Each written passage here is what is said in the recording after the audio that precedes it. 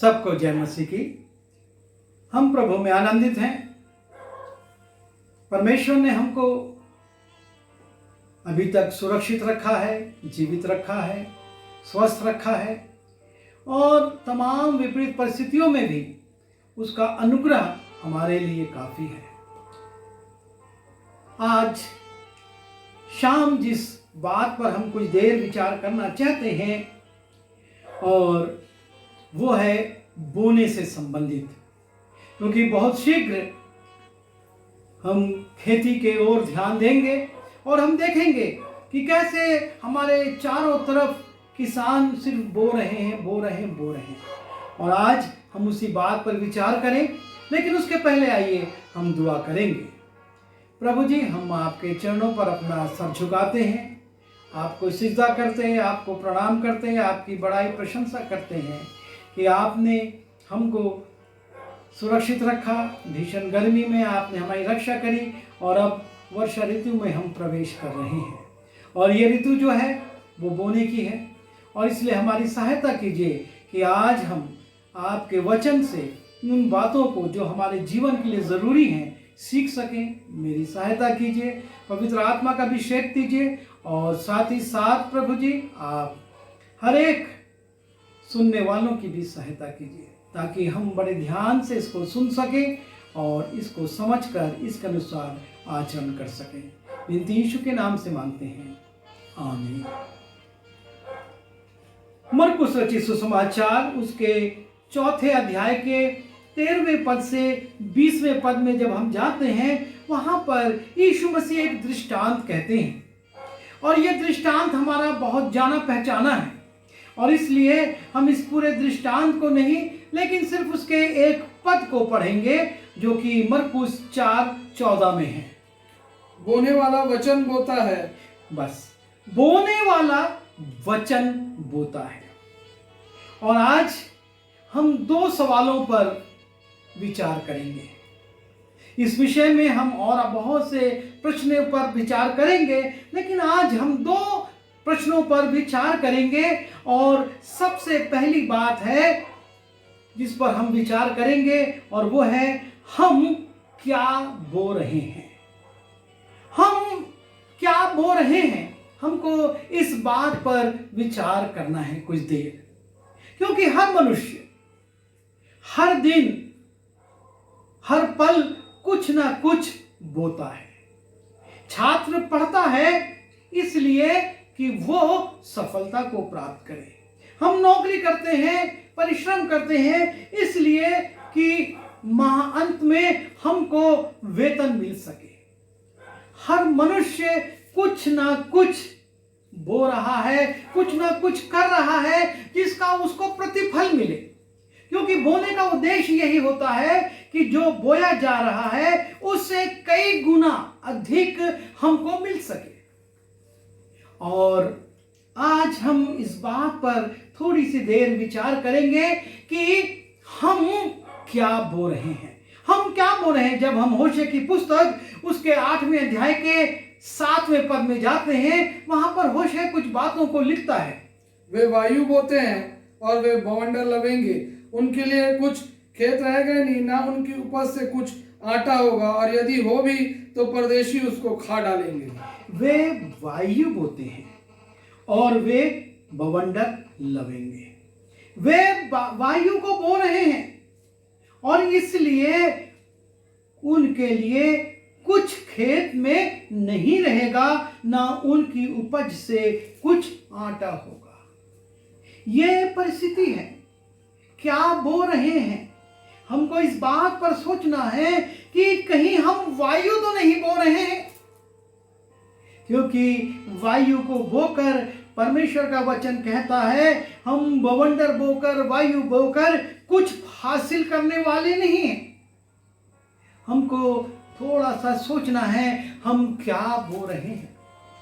और साथ ही साथ जब हम नीति वचन उसके 22वें अध्याय के 8वें पद में जाते हैं, जो कुटिलता का बीज बोता है वह अनर्थ ही काटेगा और उसके रोष का सोटा टूटेगा।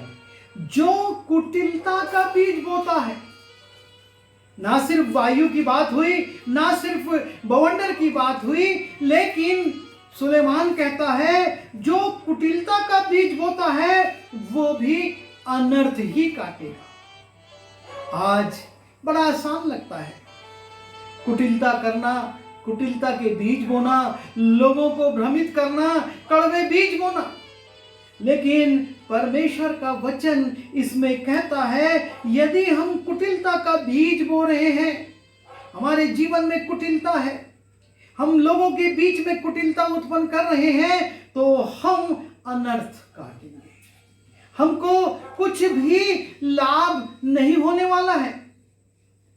और इस बात को अय्यूब इस रूप से कहता है कि उसके देखने में आता है। अय्यूब उसके 4 अध्याय के 8वें पद में, मेरे देखने में जो पाप को जोते हैं और दुख बोते हैं वही उसको काटते हैं। जो पाप को जोतते और दुख बोते हैं वे ही उसको काटते हैं। यदि आप और मैं वायु बो रहे हैं, बवंडर बो रहे हैं, कुटिलता का बीज बो रहे हैं, पाप को जोत रहे और बो रहे हैं, दुख बो रहे हैं, तो इसकी फसल भी आप और मैं ही काटेंगे। और इसलिए हमको बहुत सावधान होना है, हमको इस बात के लिए सचेत होना है कि हम क्या बो रहे हैं। हम जो बोएंगे, यदि हम आम बोएंगे तो आम की फसल को प्राप्त करेंगे, और यदि हम गलत बीज बोएंगे, बबूल को बोएंगे, तो हमको बबूल ही मिलेगा, हमको उससे इमली या आम नहीं मिलने वाला है, हमको उससे बबूल का ही फल, उसी की फलियां मिलेंगी। और इसलिए हम अपने जीवन में विचार करें, हम दोहरा जीवन ना जिए। हम सोचें हम अच्छा बीज भी बोएंगे और हम कड़वे बीज भी बोएंगे। प्रभु का वचन बड़ी सावधानी के साथ हमसे कहता है कि हम अपने खेत में किस प्रकार के बीज बोएं। जब हम लय व्यवस्था में जाते हैं, परमेश्वर ने मूसा के द्वारा इस्राएलियों को नियम बताया था। जब हम लय व्यवस्था उसके 19वें अध्याय के 19वें पद को देखते हैं, तुम मेरी विधियों को निरंतर मानना, अपने पशुओं को भिन्न जाति के पशुओं से मेल खाने ना देना, अपने खेत में 2 प्रकार के बीज इकट्ठे ना बोना, और सनी और ऊन की मिलावट से बना हुआ वस्त्र ना पहनना। अपने पशुओं तक के लिए वो कहता है कि उनको दूसरों से मिलने देना, अपने खेत में 2 प्रकार के बीज मत बोना। परमेश्वर आपके और मेरे जीवन में यह देख रहा है हम क्या बो रहे हैं, और यदि हम मिलावट करके बो रहे हैं, परमेश्वर इसको नहीं चाहता। वो हमारे जीवन में मिलावट को बिल्कुल देखना, वो शुद्धता देखना चाहता है, वो मिलावट नहीं। और इसलिए वो कहता है तुम अपने खेत में 2 प्रकार के बीज मत बोना। बड़ी सावधानी की आवश्यकता है। हमारे मुंह से क्या निकल रहा है, हमारे हाथों से क्या बोया जा रहा है, हम किस क्षेत्र में चले जा रहे हैं। हम अक्सर कहते हैं एक मनुष्य 2 नाव में पैर नहीं रख सकता, यह सच्चाई है। और परमेश्वर इसी बात को कहता है आप और मैं सावधान हो जाएं। हम किस प्रकार के बीज बो रहे हैं, हम कौन से बीज बो रहे हैं। जब हम होशे उसके 10वें अध्याय के 13वें पद को देखते हैं, तुमने दुष्टता के लिए हल जोता और अन्याय का खेत काटा है, और तुमने धोखा का फल खाया, या इसलिए हुआ क्योंकि तुमने अपने कुव्यवहार पर और अपने बहुत से वीरों पर भरोसा रखा है। क्योंकि तुमने अपने कुव्यवहार पर, हम अपने जीवन में जो व्यवहार है वो 2 प्रकार का व्यवहार करते हैं, कुव्यवहार और सद्व्यवहार। और इसका परिणाम यह होता है कि हमने, वो कहते हैं, दुष्टता के लिए हल जोता और अन्याय का खेत काटा है, और तुमने धोखे का फल खाया है। हम क्या बो रहे हैं, हमारा व्यवहार, हमारा भरोसा। वो कहता है तुमने अपने बहुत से वीरों पर भरोसा रखा है। हमारा भरोसा आज किस पर है? हमारे प्रभु पर है या हमारे उन मित्रों पर जो कि वीर हैं, जो बुद्धिमान हैं, जो कि पैसे वाले हैं, जो कि बड़ी बड़ी डिग्रियों और बड़े बड़े पदों पर हैं? हमारा भरोसा किस पर है? लेकिन यदि हमने अपने बोने में सावधानी बरती, हमने ये कुटिलता के बीज नहीं बोए, हमने कुव्यवहार के बीज नहीं बोए, हमने पाप के बीज नहीं बोए, लेकिन हमने अच्छे बीज बोए, तो हम देखते हैं नीति वचन उसके 11वें अध्याय के 18वें पद में, जब हम नीति वचन उसके 11वें अध्याय के 18वें पद के अंतिम भाग को देखते हैं, वहां पर हमको ये बात मिलती है, दुष्ट मिथ्या कमाई कमाता है, परंतु जो धर्मी का बीज बोता है उसको निश्चय फल मिलता है। जो धर्म का बीज बोता है, दुष्ट मिथ्या कमाई कमाता है, वो कमाई जो कि दूसरों के काम आ जाती है, लेकिन जो धर्म का बीज बोता है उसको सुलेमान कहता है निश्चय फल मिलता है। आप और मैं कौन सा बीज बो रहे हैं? आज जिस प्रश्न पर हम विचार कर रहे हैं, हम क्या बो रहे हैं? क्योंकि हमने मरकुस रचित सुसमाचार उसके 4 अध्याय के 14वें पद में देखा, बोने वाला वचन बोता है। प्रभु यीशु मसीह अपने दृष्टांत में बता रहे हैं बोने वाला वचन बोता है, लेकिन आप और मैं आज क्या बो रहे हैं? यदि दुष्टता के फल बो रहे हैं तो फिर हम व्यर्थ की कटनी काटेंगे, लेकिन यदि हम धर्म के बीज बोएंगे तो उसके लिए लिखा है निश्चय फल मिलता है। होशे की पुस्तक उसके 10वें अध्याय के 12वें पद को देखें। अपने लिए धर्म का बीज बो, तब करुणा के अनुसार खेत काटने पाओगे। अपनी पड़ती भूमि को जोतो, देखो अभी यहोवा के पीछे हो लेने का समय है कि वह आए और तुम्हारे ऊपर उद्धार बरसाए। अपने लिए धर्म का बीज बो, तब करुणा के अनुसार खेत काटने पाओगे। हम कौन सा बीज बो रहे हैं?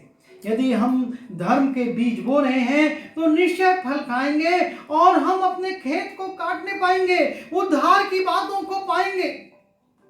पर आवश्यकता इस बात की है कि हम अपने जीवनों पर विचार करें, हम सोचें अपने इस बहुमूल्य जीवन में हम परमेश्वर की ओर से प्रदत्त समय में क्या बो रहे हैं।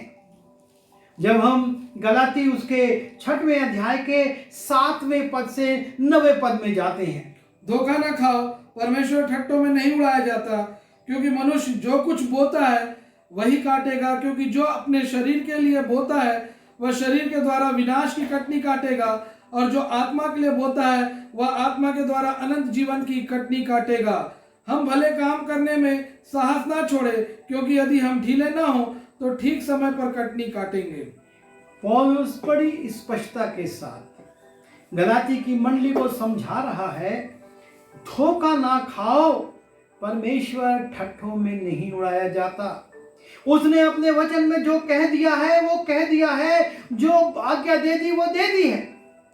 आज तुम सोचो क्या बो रहे हो, क्योंकि जो मनुष्य जो कुछ बोता है वही काटेगा। इस बात के लिए वो सचेत कर रहा है गलाती की मंडली को, और वास्तव में आज आपको और मुझको भी, कि मनुष्य जो कुछ बोता है वही काटेगा, क्योंकि जो अपने शरीर के लिए बोता है, आज हमारी अधिकांश बुराई जो है वो शरीर के लिए, और इसलिए वो कहता है कि अगर वो शरीर के लिए बोता है तो वो शरीर के द्वारा विनाश की कटनी काटेगा। हमको सचेत होना है, हम क्या बो रहे हैं? शरीर के लिए बो रहे हैं या आत्मा के लिए? यदि शरीर के लिए बो रहे हैं तो हम विनाश की कटनी काटने के लिए तैयार रहें, और यदि आत्मा के लिए बोता है तो वो आत्मा के द्वारा अनंत जीवन की कटनी काटेगा। आपको और मुझको परमेश्वर चाहता है कि हम अनंत जीवन की कटनी काटें, लेकिन प्रश्न यहाँ पर है कि हम बो क्या रहे हैं। शरीर के लिए बो रहे हैं और अनंत जीवन की कटनी की आशा रखें, तो यह संभव है, यह हो नहीं सकता। हमने शरीर के लिए बोया है, विनाश की कटनी काटेंगे, आत्मा के लिए बोया है और आत्मा के द्वारा अनंत जीवन की कटनी काटेंगे।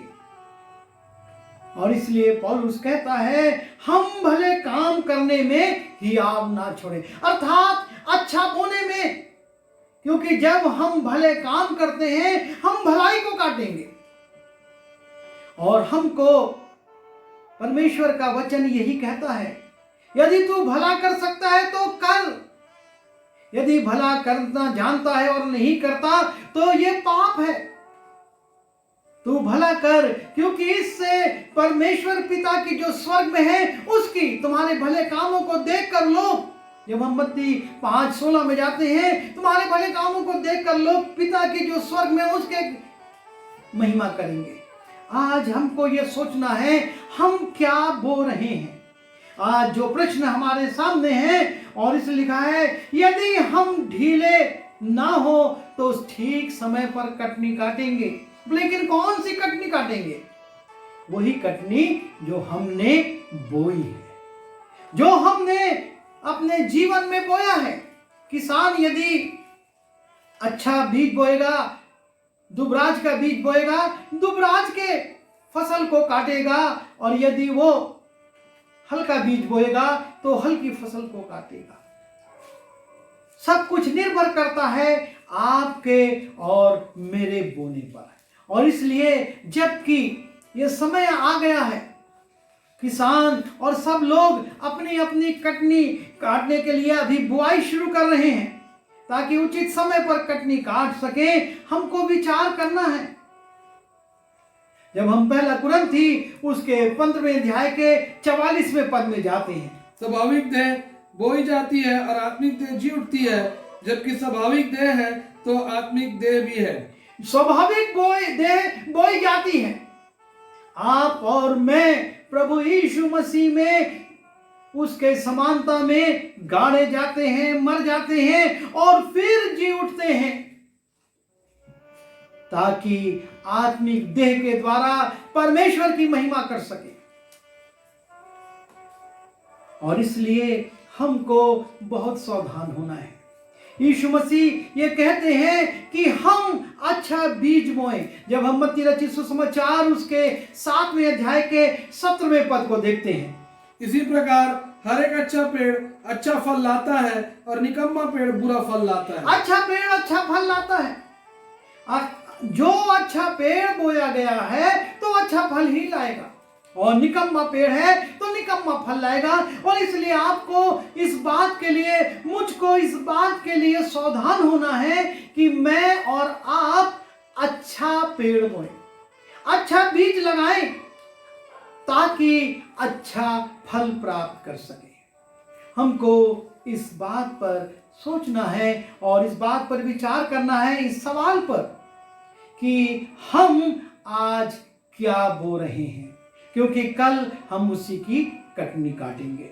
दूसरी बात जो आज हम विचार करेंगे, और वो है, दूसरा सवाल है, हम कब बो रहे हैं। हम क्या बो रहे हैं और हम कब बो रहे हैं। जब हम नीति वचन उसके 20वें अध्याय के 4थे पद को देखते हैं, आलसी मनुष्य शीत के कारण हल नहीं जोतता, इसलिए कटनी के समय वह भीख मांगता और कुछ नहीं पाता।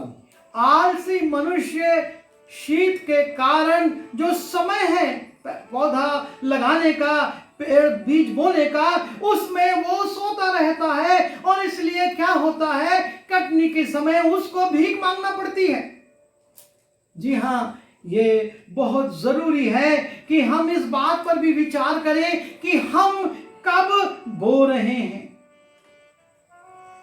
यदि हमने उचित समय पर नहीं बोया तो हमारी फसल उचित नहीं होगी।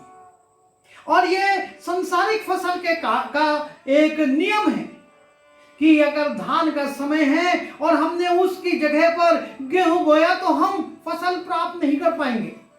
लेकिन गेहूं के समय में हमको गेहूं बोना है, चने के समय में चना बोना है और धान के समय में धान बोना है।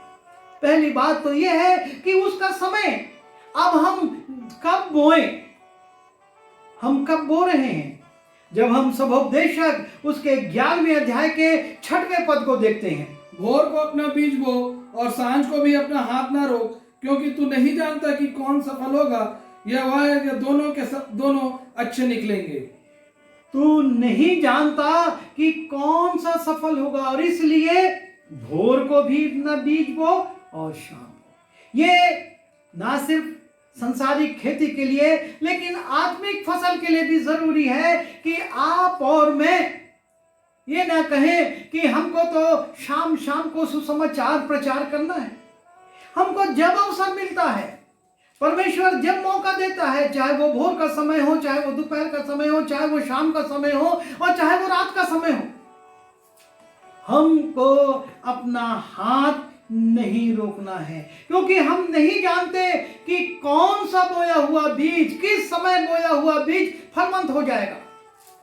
और इसलिए हमें अवसरों की बहुमूल्यता को समझना है। हम नियम के अनुसार हमारा समय ये है, हम तो इसी टाइम डॉक्टर कह सकते हैं हम इतने समय से इतने समय तक विजिट करेंगे या हम पेशेंट देखेंगे, लेकिन एक पासवान नहीं कह सकता कि मैं इतने समय से इतने समय तक सिर्फ बीमारों के लिए प्रार्थना करूंगा, क्योंकि हम नहीं जानते कब किस वक्त किसको क्या जरूरत हो और वो मध्यस्थता की प्रार्थना करे। चाहे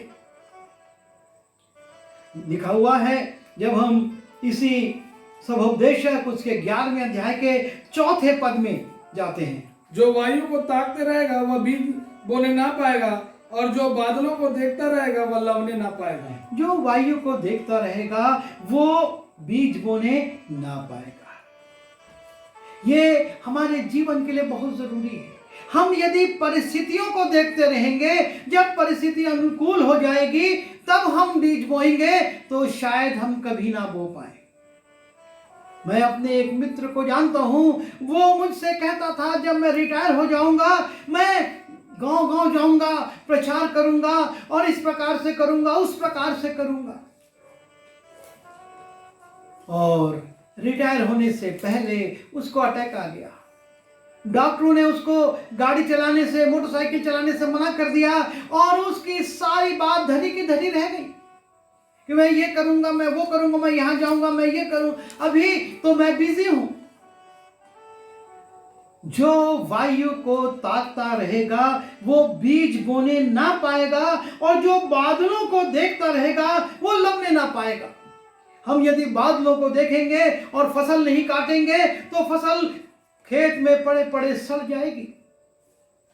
हमको ना वायु को देखना है, ना बादलों को देखना है, हमको परिस्थितियों को नहीं देखना है, हमको अवसर को देखना है। समय है कि हम अभी बो सकते हैं, अभी हमारे शरीर में शक्ति है, अभी हमारे पास अवसर है, अभी द्वार खुले हुए हैं। हम नहीं जानते कब ये द्वार बंद हो जाएंगे और तब हम चाहेंगे कि हम बोएं तो बो नहीं पाएंगे। हम चाहेंगे कि मीडिया का उपयोग कर सके, नहीं कर पाएंगे, क्योंकि परिस्थितियां प्रतिकूल हो चुकी होंगी। इसलिए आज जबकि जो भी परिस्थिति है हम उसको देखकर रुके ना कि नहीं, जब अनुकूल होगा तब हम करेंगे। हम अभी, और यही वक्त है कि अपने परमेश्वर का काम करें। बोने वाला वचन बोता है, लिखा हुआ है बोने वाला वचन बोता है। और वो क्या वचन बो रहा है? कड़वे वचन बो रहा, कि अच्छे वचन बो रहा है, और वो किस समय बो रहा है? यदि वो देखता रहेगा तो लवने नहीं पाएगा। और हम आगे देखें, एक चीज और आई है, जब हम परमेश्वर की आज्ञा के अनुसार काम करते हैं, जब हम परमेश्वर की आज्ञा को मान करके अपने दिमाग को, अपनी बुद्धि को नहीं लगाते हैं, तो हम बहुत कुछ पा सकते हैं। उत्पत्ति की पुस्तक उसके 26वें अध्याय के 2 और 3 पद को देखिए। वहां यहोवा ने उनको दर्शन देकर कहा, मिस्र में मत जा, जो देश मैं तुझे बताऊंगा उसी में रह। तू इसी देश में रह और मैं तेरे संग रहूंगा और तुझे आशीष दूंगा, और ये सब देश मैं तुझको और तेरे वंश को दूंगा, और जो शपथ मैंने पिता इब्राहिम से खाई थी उसे मैं पूरी करूंगा। परमेश्वर इसहाक से कह रहा है, क्योंकि उस समय जिस स्थान पर वो था अकाल आ गया था और वो आगे बढ़ता है और सोचता है कि मैं मिस्र चला जाऊं, लेकिन परमेश्वर उसको रोकता है, कहता तू यहीं रुक, अबीमेलेक कह रहा है, और मैं तुझको यहीं पर आशीष दूंगा। और इसहाक रुक जाता है। इसहाक परमेश्वर के वचन के अनुसार थम जाता है। और तब हम उत्पत्ति उसके 26वें अध्याय के 12वें और 13वें पद को देखते हैं। फिर इसहाक ने उस देश में जोता बोया और उसी वर्ष में 100 गुना फल पाया, और यहोवा ने उसको आशीष दी और वह बढ़ा और उसकी उन्नति होती चली गई, यहाँ तक कि वह अति महान पुरुष हो गया। उसने जहां पर परमेश्वर ने उसको रोक दिया, जहां पर परमेश्वर ने उसको आज्ञा दे दी, वो वहीं रुक गया, क्योंकि वो परमेश्वर की आज्ञा के अनुसार जोत बो रहा है। हम कब बो रहे हैं? परमेश्वर ने आपको जहां कहा, आपको और मुझको उस स्थान पर, उस जगह पर बोना है। हम सोचे ये क्षेत्र बहुत अच्छा है, वो क्षेत्र बहुत अच्छा है, ये माध्यम बहुत अच्छा है, लिखने का माध्यम अच्छा है, प्रचार करने का माध्यम अच्छा है, मीडिया में जाने का माध्यम अच्छा है, यूट्यूब अच्छा है, फेसबुक अच्छी है, हम कहीं के नहीं रहेंगे। और हम इन दिनों में देख रहे हैं बहुत कूदा फांदी हो रही है, कोई यहाँ कूद रहा, कोई वहां कूद रहा, चाह रहा है कि मैं सबसे ज्यादा बोल सकूं। लेकिन परमेश्वर ने आपको कहां कहा है? इस बात को सोचिए, इस बात पर हमको चिंतन करना है। परमेश्वर आपको मुझको कहां पर बोने के लिए कह रहा है, रहने के लिए कह रहा है, करने के लिए कह रहा है। और तब हम देखते हैं जब इसहाक ने उस स्थान पर, उस समय पर बोया, 100 गुना, 2 गुना 4 गुना नहीं, 100 गुना। किसको कहते हैं 100 गुना? हमारी बुद्धि से परे हो जाता है। और एक बात और, हम कब बो रहे हैं? जब परमेश्वर से सामर्थ पाते हैं, हम परमेश्वर से जगह पाते हैं, स्थान पाते हैं, साथ ही साथ जब हम परमेश्वर से सामर्थ पाते हैं और तब जब हम बोते हैं तो वो भरपूरी की फसल का कारण होता है। लूका रचित सुसमाचार उसके 24वें अध्याय के 49वें पद में परमेश्वर प्रभु यीशु मसीह अपने चेलों को एक आज्ञा देते हैं, और देखो जिसकी प्रतिज्ञा मेरे पिता ने की है मैं उसको तुम पर उतारूंगा, और जब तक स्वर्ग से सामर्थ ना पाओ तब तक तुम इसी नगर में ठहरे रहो। जब तक स्वर्ग से सामर्थ ना पाओ तब तक इसी नगर में ठहरे रहना। यीशु मसीह के चेले हैं, यीशु मसीह के साथ सेवा करे हैं, बहुत बीमारों को चंगा किए हैं, सामर्थ के बड़े बड़े काम किए हैं। उसके बावजूद यीशु मसीह कह रहे हैं जब तक स्वर्ग से सामर्थ ना पाओ इसी जगह पे ठहरे रहो।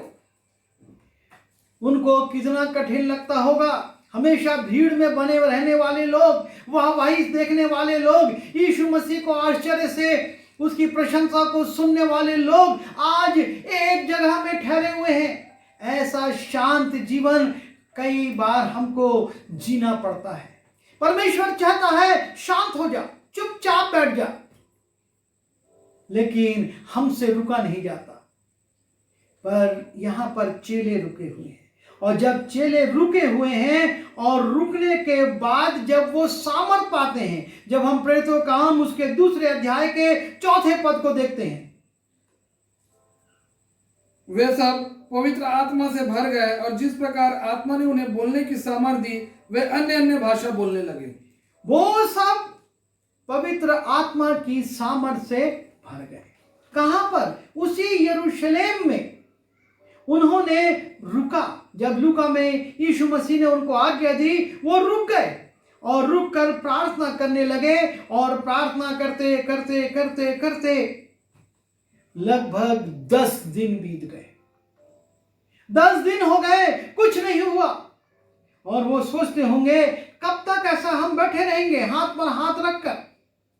लेकिन उनको एक बात याद थी, मुझको प्रभु यीशु मसीह ने कहा है तुम जब तक सामर्थ ना पाओ स्वर्ग से इसी जगह पर ठहरे रहना।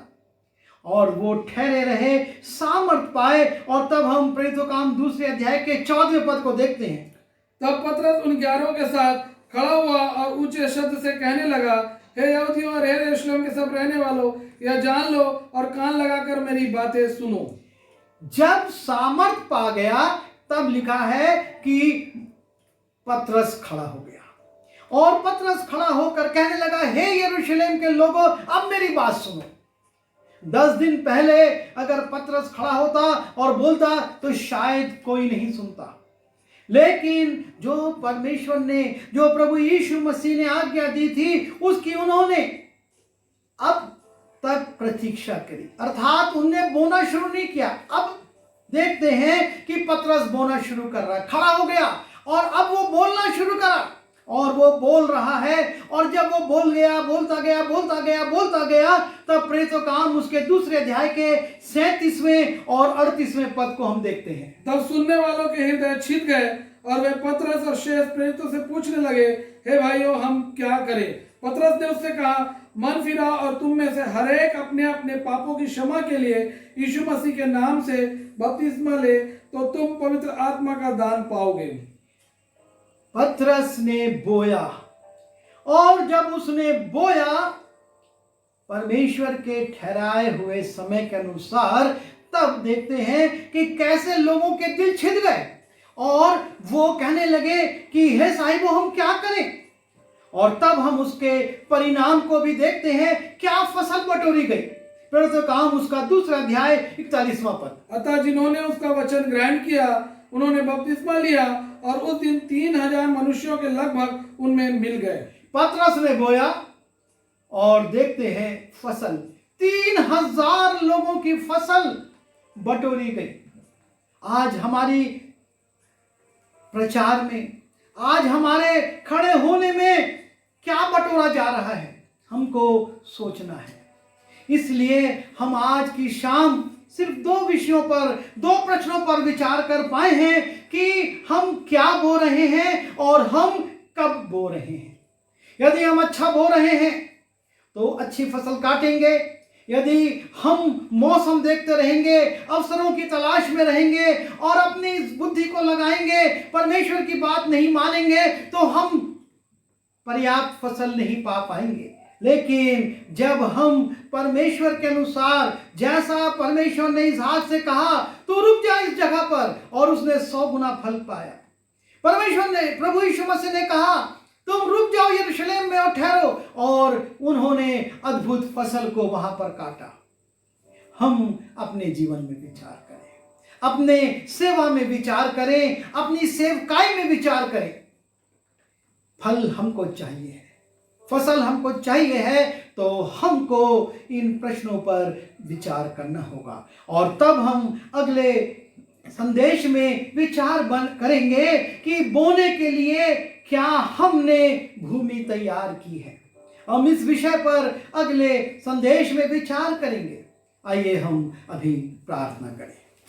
प्रभु जी, हम आपके चरणों पर आते हैं। हमको ऐसी बुद्धि और मूल्यांकन करने की शक्ति दीजिए कि हम जान सके कि हम क्या बो रहे हैं, और जब हम सही बोएंगे तो सही फसल काटेंगे और सही फसल आपके खत्ते में लाएंगे। और इसलिए प्रभु जी, हमको इस बात पर भी विचार करने के लिए शक्ति दीजिए कि हम कब बो रहे हैं, और आपकी आज्ञा के अनुसार बो रहे हैं या अपनी बुद्धि के अनुसार, क्योंकि हमारा लक्ष्य एक ही है कि हम आपके लिए फल लाएं और बहुत सा फल लाएं। और इसलिए प्रभु जी, हम इन दोनों सवालों को अपने जीवन में स्मरण रखें। हम अच्छा बोएं और समय पर जो आपने ठहराया है उस पर बोएं, ताकि हम फसल को काटें और आपके खत्ते में जमा कर सकें। विनती यीशु के नाम से मांगता हूँ, आमीन।